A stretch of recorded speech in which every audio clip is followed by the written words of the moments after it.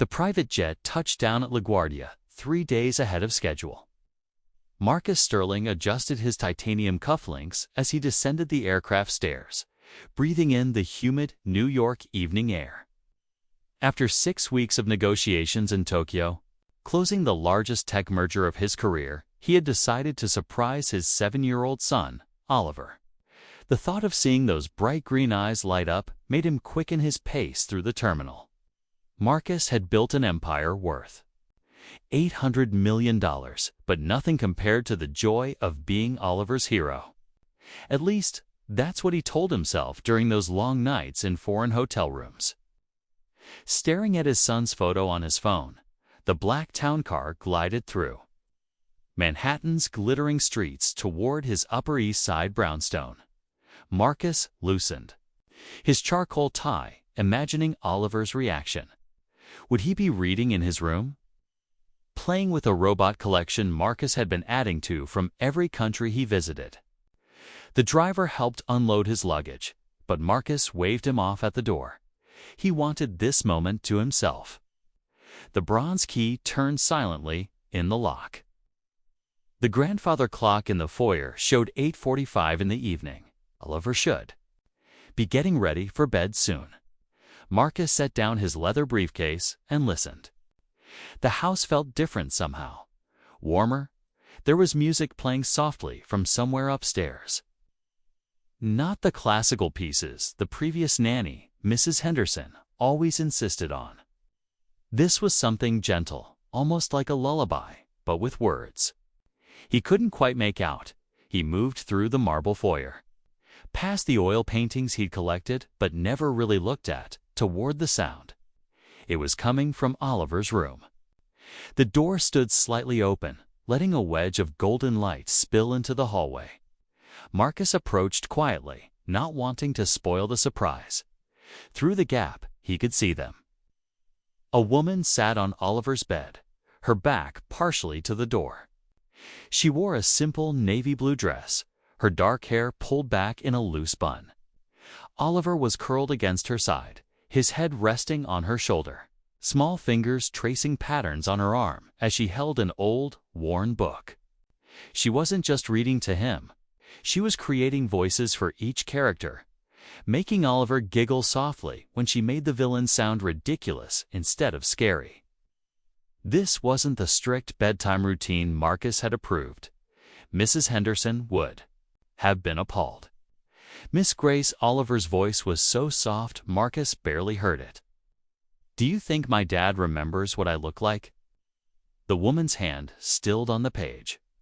She pulled Oliver closer, pressing a kiss to the top of his head. "Sweet boy, of course he does. Your daddy carries your picture everywhere he goes." Oliver's voice grew smaller. "But pictures don't hug back." Marcus felt his chest crack open. His hand gripped the doorframe until his knuckles went white. The woman, Grace, apparently set the book aside and turned Oliver to face her fully. In the lamplight, Marcus could see her face now. She was younger than he'd expected, maybe early 30s, with kind eyes that held a sadness he recognized. It was the same look he saw in the mirror some mornings. The look of someone who understood loss. "You know what I think?" Grace said, cupping Oliver's face gently. "I think your daddy is like a superhero who has to go save the world. But even superheroes get lonely for home. And when he comes back, he's going to wrap you up so tight you'll have to remind him you need to breathe." Oliver managed a tiny smile. "You really think so?" "No, so," she said firmly. "Because that's what love does. It always comes home." Oliver was quiet for a moment, then asked, "Is that why you came here? Because you were looking for home too?" Grace's eyes glistened. "Maybe I was, little one. Maybe I was." She pulled him into a fierce hug, and Oliver melted into her embrace like he belonged there. Like he had found something he desperately needed. Marcus stepped back from the door, his whole body trembling. This wasn't the professional, detached care he had hired. Through the agency, when had this woman started? He pulled out his phone, scrolling through emails he'd barely skimmed. There it was, 5 weeks ago. Mrs. Henderson's sudden resignation due to family emergency. The agency's recommendation of Grace Winters, impeccable references, master's degree in child psychology. He had approved her without a second thought, without even a video call. Just another business decision made between meetings. But this wasn't business. This was his son, clinging to a stranger like she was his whole world. And maybe, Marcus realized with growing horror, she was. At least more than he had been. He heard movement and quickly retreated to his study. Through the cracked door, he watched Grace carry Oliver toward the bathroom. The boy's arms wrapped around her neck, still talking softly about something that made her laugh. It was such an easy laugh, natural and warm. When was the last time Marcus had heard Oliver laugh like that with him? When was the last time he'd carried his son anywhere? The questions sat like stones in his stomach. 20 minutes later, he heard her footsteps on the stairs. She was humming that same soft melody. Marcus stepped into the hallway, and she froze. Mid-step, her hand flying to her chest. The humming died instantly. Her eyes went wide with shock, then something else. Fear. Guilt. She looked like someone caught doing something forbidden. "Mr. Sterling," she breathed. We weren't expecting you until Sunday." Our hands immediately smoothed down her dress, a nervous gesture. "The agency said you were in Tokyo until—" She trailed off, seeming to realize she was rambling. Marcus found his voice, though it came out rougher than intended. The deal closed early. He paused, studying her. Up close, he could see the exhaustion around her eyes, the way her shoulders carried a weight that had nothing to do with his son. "You were reading to him." It wasn't a question. Grace straightened slightly. "Yes, sir. He has trouble sleeping. The stories help." Marcus wanted to say that Mrs. Henderson never read stories, that bedtime was supposed to be efficient, structured. But the words wouldn't come. Instead, he asked, "What did he mean? About me remembering what he looks like?" Grace's professional mask slipped, and for a moment, he saw fierce protectiveness flash in her eyes. "He's 7 years old, Mr. Sterling. You've been gone 6 weeks. That's a lifetime to a child." Her voice was steady, but there was steel underneath. "He counts the days on the calendar in his room. 27 X's this time." He ran out of room and had to start a second row. The words hit Marcus like physical blows. He stumbled backward, catching himself against the wall. There were video calls. I called every Sunday." Grace's expression softened slightly, but her honesty remained brutal. 5 minutes of pixels on a screen while you multitasked isn't the same as presence, sir. He needs more than scheduled check-ins.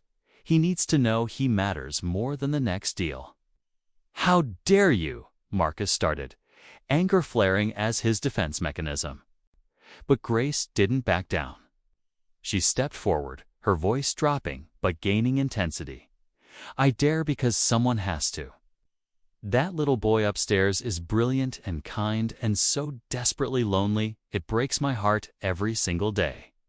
He builds elaborate Lego cities and has no one to show them to.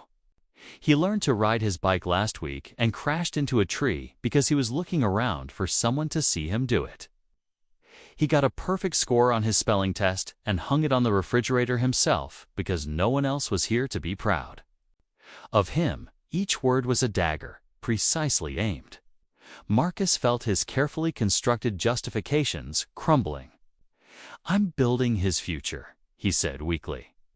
"I'm ensuring he never wants for anything." "He already wants for everything that matters," Grace shot back. Then her voice cracked, revealing her own pain. "Trust me, Mr. Sterling. I know what it's like to lose everything that money can't buy. Don't make him learn that lesson too." Something in her tone made Marcus look at her more carefully. There was a story there, a loss that had shaped her. But before he could ask, they heard a small voice from the top of the stairs. Miss Grace. Oliver stood there in his dinosaur pajamas, looking tiny and vulnerable.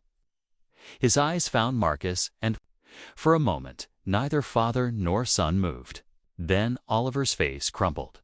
"Daddy?" It came out as barely a whisper, like he wasn't sure if Marcus was real. Marcus's legs moved without thought, taking the stairs 2 at a time. He dropped to his knees in front of his son, pulling him close. Oliver stood stiff for a heartbeat, then collapsed into his father's arms, sobbing.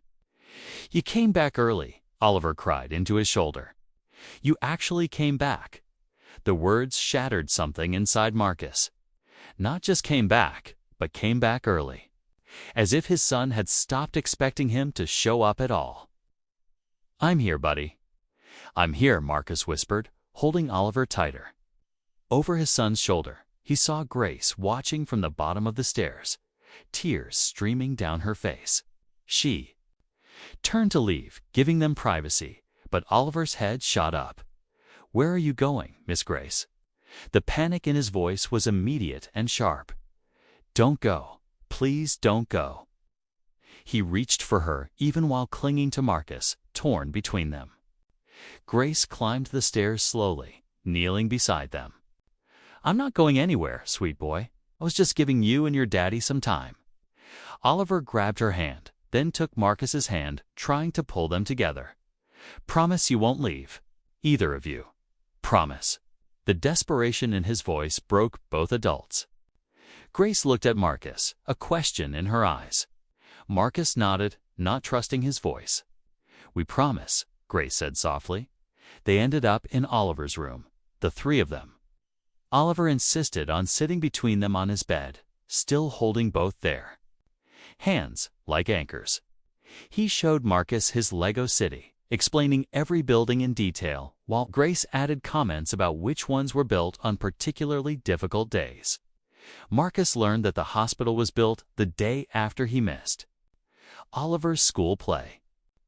The airport was constructed during a thunderstorm, when Oliver was scared and Grace had stayed all night, teaching him to count the seconds between lightning and thunder. The toy store was created the morning after Oliver had a nightmare about being forgotten. Each structure was a small monument to his son's loneliness, and Marcus had to fight to keep breathing normally. "Miss Grace helped me with the bridge," Oliver said proudly, pointing to an elaborate suspension bridge connecting to towers. "She said bridges are important because they connect things that seem too far apart." Grace flushed slightly. "It's just engineering, really." Oliver did all the work, but Marcus heard what she had really been teaching his son. Hope, connection, the possibility of closing distances. As Oliver continued his tour, Marcus watched Grace interact with his son. She knew which Lego figure was his favorite, knew the names Oliver had given to each one. She laughed at his jokes, even the ones that made no sense. She was present in a way Marcus realized he hadn't been in months, maybe years. Finally, Oliver started yawning. As Grace stood to leave them alone for bedtime, Oliver grabbed her hand again. "Will you both tuck me in?" "Please." Marcus and Grace exchanged glances. This wasn't normal protocol. The employee handbook Marcus had written specifically outlined professional boundaries. But looking at his son's hopeful face, Marcus realized the handbook had failed them all. They tucked Oliver in together, Marcus on one side, Grace on the other. Oliver insisted on saying his gratitudes, something Grace had apparently started. "I'm grateful for Lego sets and chocolate chip cookies and rainy days when we can stay inside," Oliver said. "I'm grateful for Miss Grace's stories and her hugs, and that she makes the vegetables taste not terrible." Grace smiled, smoothing his hair. "And I'm grateful for my daddy being home," Oliver finished, reaching for Marcus's hand. After Oliver dozed off, Marcus and Grace stood in the hallway, the silence heavy between them. "I should go," Grace said quietly. "My shift technically ended 2 hours ago." Marcus checked his watch, startled. You stay late every night.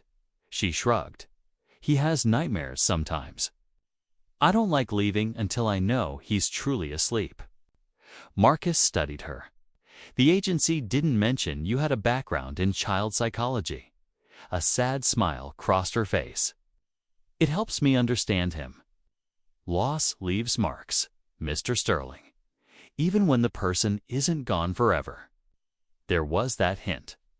Again, that personal pain she carried. This time, Marcus asked, "You lost someone?" Grace was quiet for so long he thought she wouldn't answer. Then, barely above a whisper, "My daughter. 3 years ago. Leukemia. She was 5. The words hung in the air between them. Marcus felt the ground shift under his feet. That's why. You... Why I understand Oliver's fear. Why I can't just clock out when a child is hurting. Grace's voice was steady, but tears tracked down her cheeks. I couldn't save Lily, but maybe I can help Oliver not feel so alone. Marcus had to lean against the wall. This woman, whom he had hired without a thought, had been pouring her broken heart into healing his son's loneliness. I'm so sorry, he managed. I didn't tell you for sympathy, Grace said, wiping her face. I told you so you'd understand. Oliver doesn't need a nanny, Mr. Sterling. He needs a parent. And if you can't be that, then at least let me keep being what I've been. A bridge, she used Oliver's word deliberately. Until you figure out how. To close the distance yourself. Marcus thought of all his achievements, his fortune, his reputation. None of it mattered as much as the 7-year-old boy sleeping down the hall. What if I don't know how? The question came out raw, honest. What if I've been gone so long I don't know how to come back? Grace's expression softened. Then you start small. 1 bedtime story, 1 breakfast without checking your phone. 1 Saturday at the park. You rebuild trust the same way Oliver builds his cities. 1 block at a time. She gathered her things, preparing to leave. At the door, she turned back. He loves you desperately, Mr. Sterling. That's why it hurts him so much when you're gone. Don't waste that love. It's the most valuable thing you'll ever have. After she left, Marcus stood in his son's doorway, watching Oliver sleep. The boy looked so small, so vulnerable. On the nightstand was a photo of Marcus from some magazine cover, announcing his latest acquisition. Oliver had drawn hearts around it in red crayon. The next morning, Marcus called his office and did something he'd never done before. He cleared his calendar for the entire week. His assistant was so shocked, she asked if he was having a medical emergency.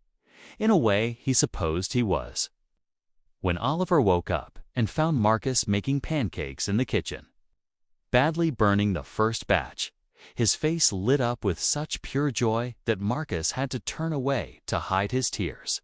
Grace arrived at 8, stopping short when she saw them both covered in flour, laughing as they tried to flip a pancake that was definitely too ambitious. "Miss Grace," Oliver shouted. "Daddy's staying home, and he's terrible at cooking." Grace smiled, that genuine warm smile Marcus was beginning to treasure. "Good thing I know how to salvage burned pancakes then." They spent the day together, the 3 of them. Marcus had intended to establish proper boundaries to remind Grace of her role. But watching Oliver bloom under their combined attention, seeing how he constantly reached for both of them, Marcus understood. His son didn't need organizational charts or proper protocol. He needed love in whatever form it came.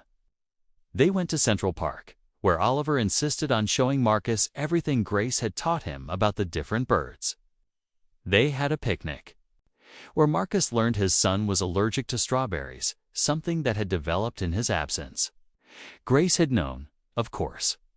She knew Oliver's favorite sandwich, that he was scared of dogs but trying to be brave, that he counted steps. When he was nervous, that evening.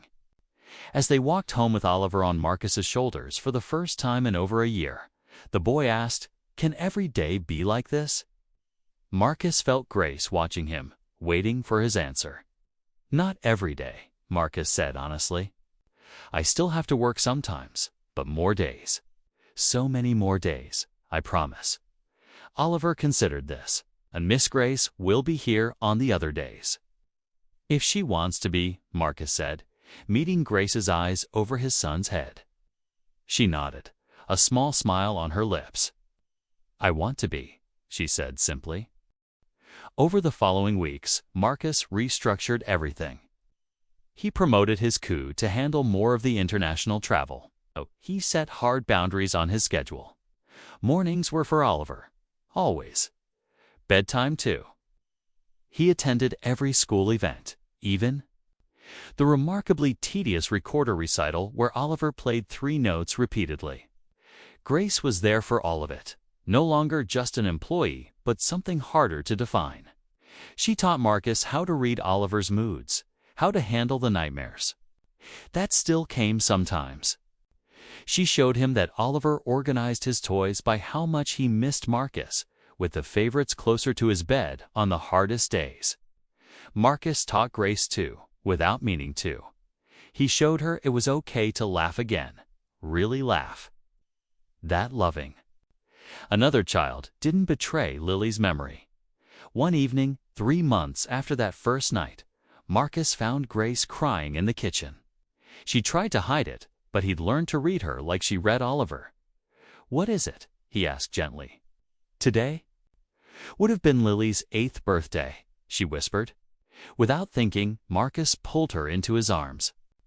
She stiffened, then collapsed against him, sobbing for the daughter she'd lost. While upstairs, the boy they both loved slept peacefully.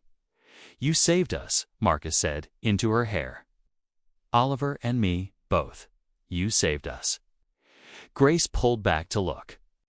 At him, you saved me too, giving me someone to love again, even if it's not the same, even if it's just as his nanny. Is that all you are?